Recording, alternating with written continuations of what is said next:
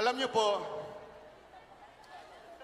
nung nandito po ako, nag-iisip ako kung anong sasabihin ko sa inyo. Isa lang ang naalala ko, nakausap po natin si Pastor Kibuloy nitong mga nakaraang araw. At alam nyo, hindi lamang po ako nakumbinsi na dapat siyang maging senador. Pero nakumbinsi ako na dapat maging pangulo ito.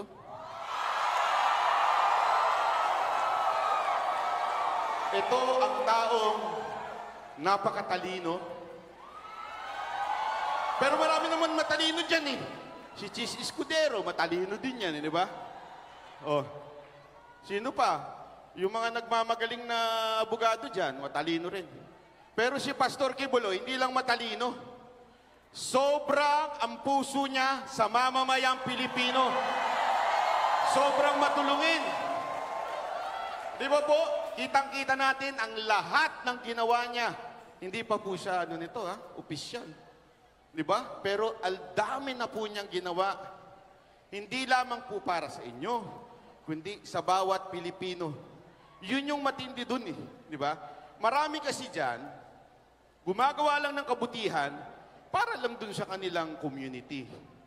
Si Pastor Kibuloy, hindi. Sa lahat, di ba ho, talagang nakikinabang sa blessings. Kaya nga, alam mo yung sinasabi nila, na ang dami daw pagmamay-ari ni Pastor Kibuloy, ganyan-ganito. Yung mga akusasyon nilang yun, doon sila nagkakamali eh. Wala naman yun sa pangalan niya. At lahat yun, ginagamit para sa serbisyo sa bayan. Di ba ho?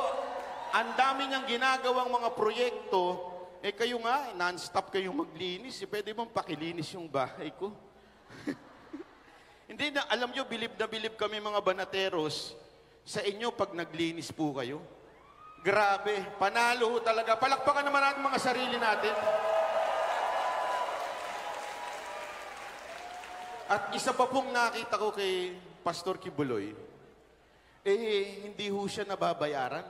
Ang prinsipyo niya hindi nababayaran.